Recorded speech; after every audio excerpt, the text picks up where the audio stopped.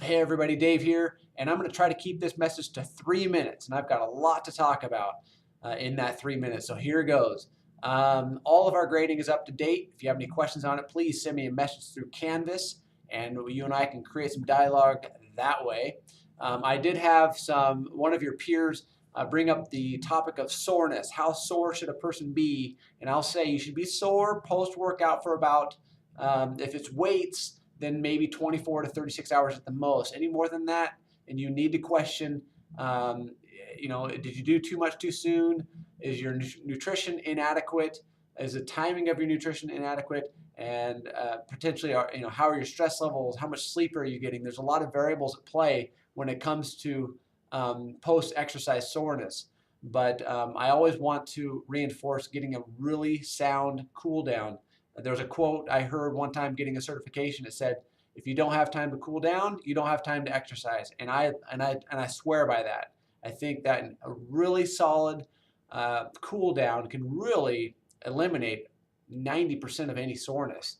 And sometimes honestly, you want to feel a little sore so that you know there's production being had. But at the same time, you don't want that soreness to inhibit the next workout. So in any case, soreness is good. Changing and evolving your plan as the quarter progresses is necessary. This is about the week where people start getting stagnant in their workout. They start saying things in their fitness plans like, "It's getting kind of boring." And hey, man, you know what? I get it. Uh, you know, if you're in a fitness center, I can tell you right now what I'm going to see this week. You're bored. That's why there are televisions in fitness centers, because you're on a treadmill. I mean, like, let's be honest. Fitness centers are, you're in a box, man, and you're looking outside there, and you're looking at gray skies. And so this comes back to, what are your goals? How hard are you willing to work for those goals? What are you willing to sacrifice for those goals? And for me, it's having a social life. I don't need a lot of friends. I need my family. I need my kids. I need my wife, and maybe a couple of friends. But for the most part, my goals are really my center point of what wake me up every day to get me out running, and to maintain my fitness levels. So what are your goals, and how hard are you willing to work for them, and what are you willing to sacrifice for them? Is it a sacrifice of changing your nutrition behaviors because you know they're subpar? Is it waking up an extra 20 minutes early so you can go out another couple of miles, or spend 15 minutes doing an extra hit workout, or an extra circuit? So think about those types of things, the sacrifices and the sorenesses, and really question, what type of results you're aiming for, because there are goals for health, things that are improving you from the inside out, like your heart muscle, your circulatory system, etc. And those are outstanding. I mean, like, they should be the starting point of any fitness plan, is to improve circulatory health. But then there are the fitness type of results. So things like your skeletal muscle, like, you actually want to see some differentiation between a shoulder and a bicep. You want to see these things, and I get it. If you're working in a PE class, I get that you're going to want to see those, but you got to work towards them too. So I guess what I'm getting at is, if your fitness plan includes walking the mall, or taking the dog for a walk, those are good for mental health. They're good for circulatory health, but are they really challenging you and changing you? Probably not. So I will question, what are your goals? What are your intentions? And I wrote a note, a sticky note that's on this computer right now, with a discussion around intrinsic versus extrinsic motivation. And in the world of sports psychology, if you are going to have an exercise program that is sustainable for the long term beyond winter 2017, you got to find something that lights your fire, that wakes you up every single day to get up and move.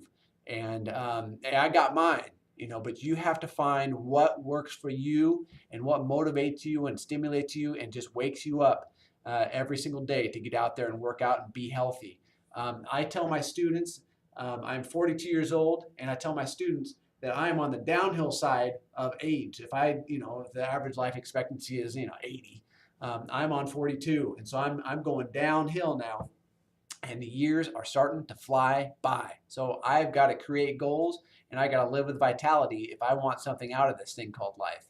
And I'm going to encourage you to think along those same pathways with setting goals and really conquering life with vitality and enthusiasm. And the only way to do that is just by living healthy and eating pretty good and exercising a little bit and just doing things that are goal centered. So if you guys start thinking in those lines, you can start setting goals in other avenues of your life, not just fitness. And I'm sure you probably are already if you're academically centered at all.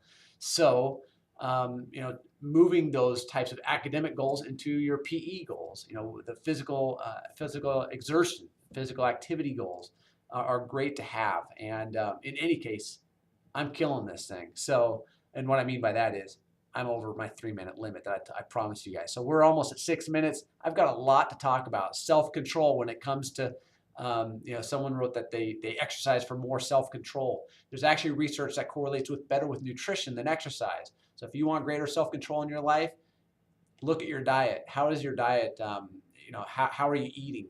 And oftentimes you can connect one's self-control with one's nutritional behaviors a little bit more than exercise, but they're still right there. Also, rest intervals. I wanted to make a note on rest intervals.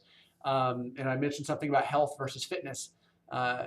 If your rest interval is a long time, walking around and checking people out, then that is not really exercise. That's, walking around and checking people out. So it is what it is. So if you want excellent results, your rest intervals need to be brief. And I'm talking like 15 to 45 seconds at the most for the majority of the population.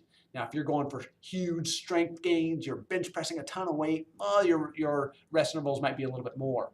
But when you want that high intensity workout, you want to walk away just sweating profusely and just knowing that you got a good pump, a great exercise bout, then your rest intervals need to be very short. And you can still consciously control the exercise movements. These things aren't chaotic. That they're so short you have no wind for exercise. That's not it. Your rest intervals are short, yet you're very cognizant of the form and the mechanics of the movement. Yet you can work really diligent towards the repetitions and the sets that you're doing. In any case, man, I've got a couple more things I want to talk about, but we're at 7.5 minutes. I'm winded. You guys have a wonderful day. If you have any questions at all, please feel free to send me a message. Take care.